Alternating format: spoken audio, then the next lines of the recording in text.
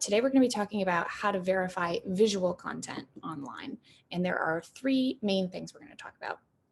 One, we're going to talk about why visual misinformation is so important. We're going to give some examples of things that we've been seeing with regards to vaccine misinformation lately.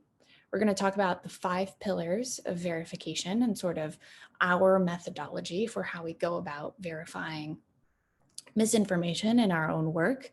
And then I'm going to give you guys a bunch of tools and resources that you can look at. So we're going to cover all of that in 30 minutes and hopefully you learn something new. So let's start off with the power of visual media. So why do we have a whole session on visual misinformation? Why is it so important? Well, one of the main reasons is that it is a really popular medium for misinformation. So we did, so if you've been here before, you've heard us talk about our vaccine research, but if you are new here, I'll just spend a minute talking about it. So last November, we came out with this report called Under the Surface, and it was all about our work tracking vaccine narratives and misinformation across social media platforms in 3 different languages. It came out in November. You can find it on our website. And one of the things that we found, which was not surprising, but very compelling, was that photos and videos accounted for 51% of all the content in our data set. And this number was actually an underrepresentation because there were certain kinds of content that we labeled another way if they fell into another bucket. So at least half of the content we were seeing across 3 languages about vaccine narratives online were visual content, photos, videos, memes, things like that. And, you know, the conversation about vaccines on different platforms, sorry about the music, I'll wait just a second. I live in a very vibrant neighborhood, so there's always lots of music playing. Okay, hopefully you can hear me now.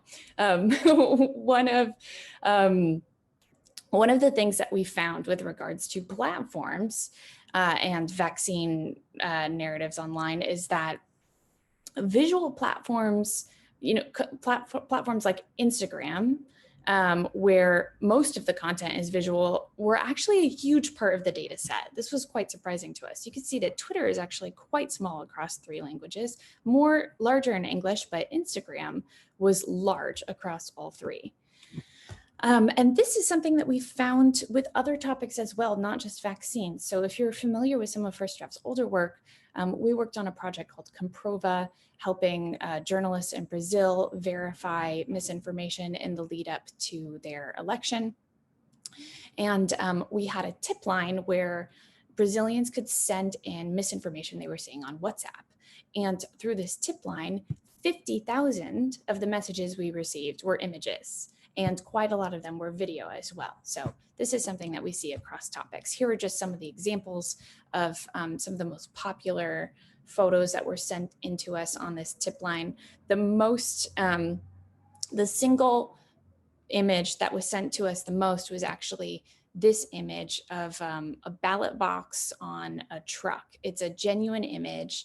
It was a ballot box of ballots that hadn't been tampered with, but because images are compelling and because it's very easy to see this and take it out of context, it was shared widely. You know, we continue to see this with COVID, and we see this on other platforms as well. So if you take a look at YouTube, so YouTube has removed more than 500,000 pieces of COVID misinformation just since February. It's a lot, right? And you may think, oh, well, YouTube, you know, who cares about that misinformation? Is it really important? Well, actually, research shows that about 1/4 of US adults use YouTube to get their news. So people are relying on these platforms, you know, just to watch, not just to watch random videos, but to get news and important information, right? And this is true not just in the US as well. So if you look at data about YouTube, globally, it's the 2nd most popular social network globally. It's the 2nd most popular search engine globally, and it's also localized in more than 100 countries. So it's a very important platform worldwide. Here are just a couple of recent examples we've seen of visual vaccine misinformation, excuse me. So here on the left, we have a photo that was posted from a member of the far-right Alternative for Germany party. The graphic reads, "End the human experiment now," right? And it has this very compelling and typical image that we see a lot lately of an arm getting, a shot, right? And then on the right side, we have a screenshot of a news article that was shared on Instagram saying that Sydney hotel quarantine worker tests positive to COVID-19 after receiving the vaccine. And you can see, if you look closely at the commentary, it says things like, take the experiment, they say, they are liars, they say. Of course, there's lots of important context around this incident as well. And there are plenty of reasons why you might test positive if you've already received the vaccine, especially if you're doing one that requires 2 doses and you only have 1 dose, right? But the fact of screenshotting this article and then sharing it on Instagram means that it's much harder to then click on that article and see the context, right? So we also have this repeated theme of, images that are very compelling, but sort of take the important information out of context, right? And another recent example we saw, this is the leader of the Eurosceptic political party, Popular Republican Union, and he had said that basically AstraZeneca was being used on the French as guinea pigs, right? So what, right? Why are we talking about visual misinformation? Why is it so important? Well, from a communications perspective, and from a research perspective, visual misinformation is much harder to monitor, right? You can't do search queries for images. You can do search queries for text, but you can't do it for images, right? It's also very emotive and very compelling. Images and videos play on people's emotions. And then to top it all off, a lot of the people who are trying to do counter messaging to fight misinformation are doing so with words and with long form articles, right?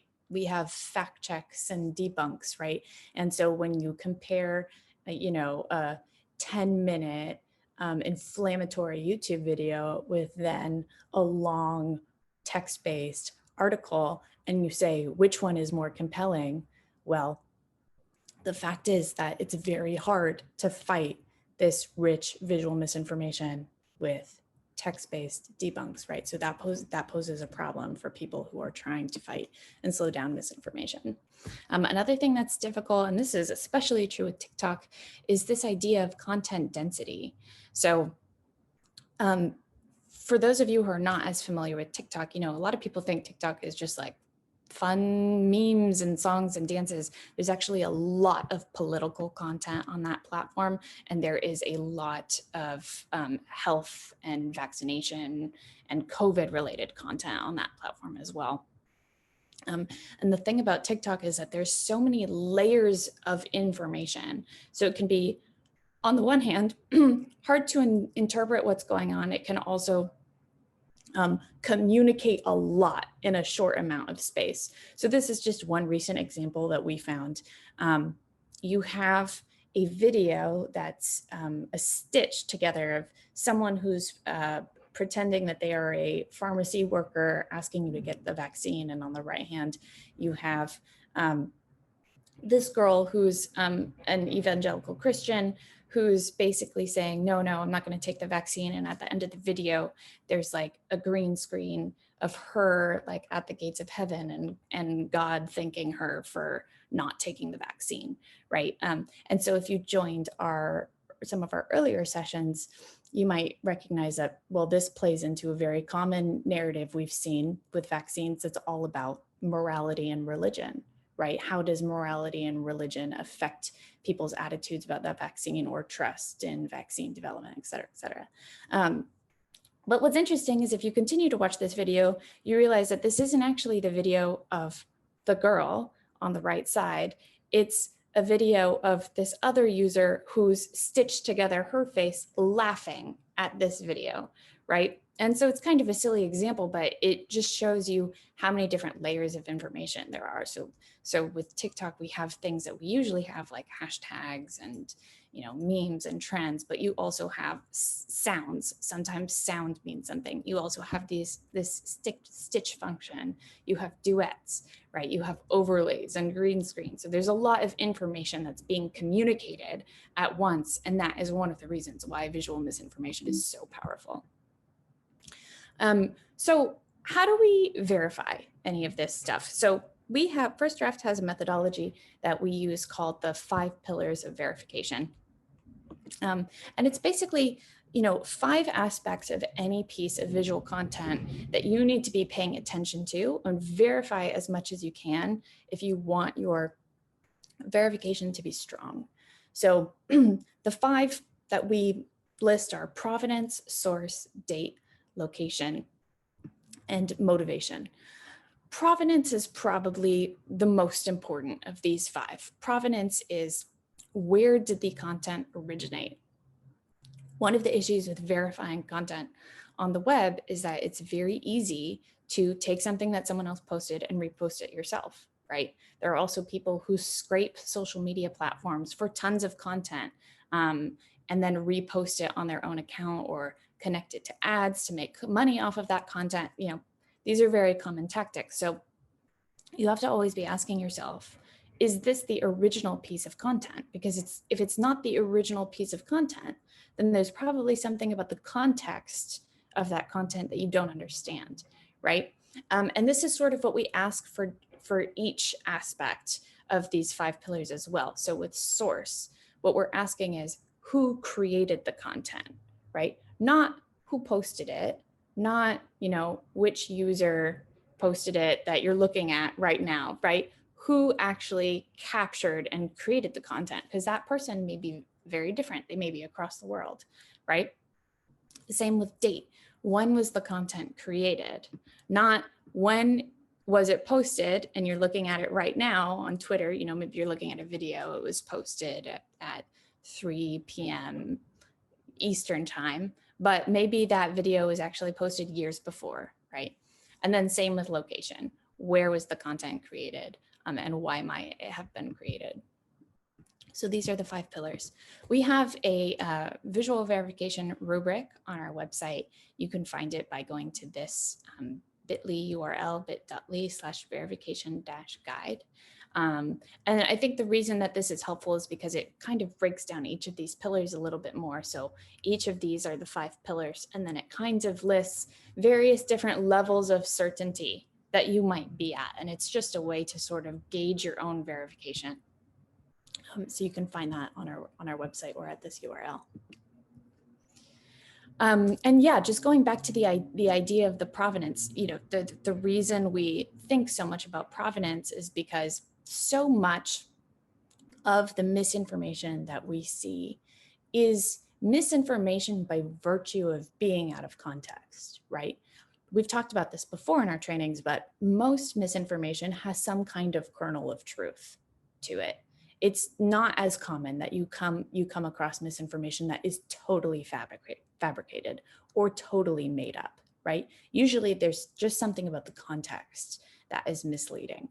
And so that's why it's important to think about provenance, because if you can identify the original, then you can learn a lot about that context. So on the right, we have just this example, which we're actually going to talk a little bit tomorrow when we do our recap and sort of show you how we apply these methods and actually do visual verification. But this was a video that claimed to be of an Italian coronavirus patient who escaped from the hospital. And it's a very funny video of him screaming and running down the street. But one of the things that we found early on was that this is a video that had been all over the web and was posted years ago, right? So as soon as we understood that it was posted years ago, we immediately know it's not a coronavirus patient, right? Because COVID started in, you know, January to March of last year, right? So very important to understand provenance. So in terms of tools, one of the main things I want to talk about is reverse image search. So some of you may be familiar with this already. It's a very easy tool that a lot of people are familiar with, but there are a lot of different ways to go about it, and there are a couple different search engines that you can use. So I wanted to just really go through the different available options and tell you what we know about them, because it might be helpful to you. And it's, reverse image searches are really one of the things that we use every day in our verification work. If you've never done a reverse image search, there are a bunch of different platforms that do it. Three of the main ones are Google, Yandex, and TinEye. We're also going to talk a little bit about Bing. It's exactly what it sounds like. It's basically the process of taking an image, popping it into a search platform, and then the search platform tells you where it's seen it, right? And the reason we do it is to think about provenance, right? To think about, okay, where were earlier versions of this image? Because if I can find an earlier version, that gets me closer to understanding the context, right? So one of the engines we use the most often is Google. Google is really helpful because when you do a reverse image search, it gives you 3 different sections. It shows you basically, it shows you visually similar images. It also gives you a search term that it thinks matches the image that you were trying to search. But the most helpful section, in my opinion, is the section at the bottom. And it's a section that's called pages that include matching images. Usually these are articles or social media posts. And these help you see everywhere the image was posted in an article or social media post before, right? So this is just an example of one. This is London Breed, the mayor of San Francisco, getting a vaccination. And if you do a reverse image search, you can see all kinds of Twitter posts and articles that come up with this image. So if you didn't know who this was or didn't know what was going on, a reverse image search would tell you very quickly that this was the mayor of San Francisco. So we use Google a lot, and I think a lot of people use Google a lot for a reverse image search, but it does have some downsides as well. So ironically enough, as Google's AI has gotten stronger, they are sometimes identifying exact image matches less. And that's because the platform is trying to predict what you're interested in rather than doing an exact image match. So sometimes what you do is if you reverse image search an image that has a bunch of elements, it won't be trying to identify as many of those elements as possible. So I'll show you what I mean.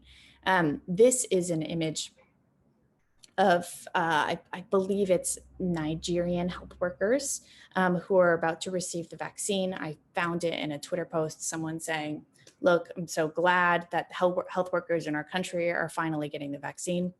I did a reverse image search on this photo. And if you look at what Google gives you with visually similar images, none of these are quite right, are they? But if you use either of these 2 other engines, we get much closer matches. So on the left, we have Yandex. On the right, we have Bing. And you can immediately see that both of these search engines are identifying more elements of that picture than the Google search did. You have the people sitting, none of them are actually exact matches if you look closely, but they come much closer, right? So you have the people in the orange suits, you have this sort of tan colored classroom, you have the windows, and you can see some of these elements of both of these. Yandex does a particularly good job. And so I bring this up to say, if you're someone who's jumping into doing reverse image searches, know that being able to search multiple platforms really can provide a benefit. You're not going to get exactly the same results on each search platform. TinEye is another one that we use a lot, not as often because it has a much smaller database than all of the other reverse image search engines. But the thing that TinEye is particularly good at is for digital avatars. So if you take a look at this tweet, This is a tweet I found by GNB Impressa. It's talking about how vaccines are cost-effective healthcare solutions and other stuff. It caught my eye because it had some weird discrepancies in the hashtags. Like on the one hand, it has these hashtags that say vaccine injury, vaccines kill, but then it also says vaccines work, vaccine injury awareness. So it was just strange, right? It doesn't have any engagement, so I'm not going to research it that much, but it caught my eye, right? So I did a little digging, and I used TinEye to look at this digital avatar, and I thought this was just a really good example of how powerful TinEye is at researching these avatars, because it didn't find an exact match, but if you look closely, what it did find is this other logo of this other site or company, and it has this exact same icon here. So all that to say, if you're looking into avatars, if you're looking into logos, if you're trying to do some research into a site or a company that you're unfamiliar with, this is probably your best bet as a research platform. However, if you walk away from this presentation with one tool that you download, I would recommend the Revi reverse image search engine. And the reason I recommend that is because it's an easy Firefox or Chrome extension. You can download it in 20 seconds with a click, and it will actually allow you to do simultaneous search on all of these platforms. And then it will pop them up in your browser, and you can just click through all of them and look through the results. It's the fastest way to do this work. So Google it, Revi reverse image search extension, and you should find it. Another tool that we use a lot is Invid.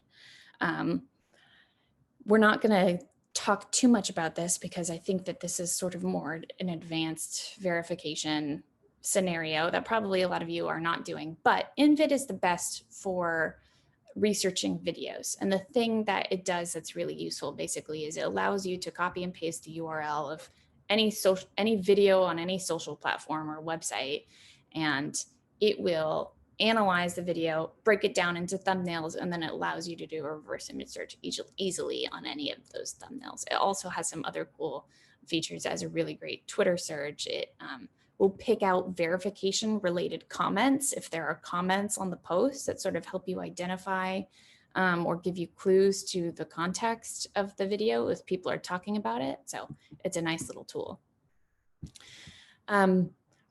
Moving on, so we're not going to talk too much about the source pillar of verification because we're actually talking about that next week. So I hope you guys join us next week for our session on how to trace sources. But here are just a couple of questions that you should be asking when you're verifying any source. One is, who uploaded the content? Two, look at their other content. Think, what does it tell you about the account? Three, ask yourself the question about provenance. Is it possible this person uploaded the content but didn't create it? Does it make sense that the person who holds the account would have been able to capture the content you're looking at, right? Sometimes it's just a matter of thinking, does it make sense that this person was the person who created it, right? And can you find any contact information? So we're going to talk about sources a lot more next week, but those are probably the basic questions you need to be asking to start.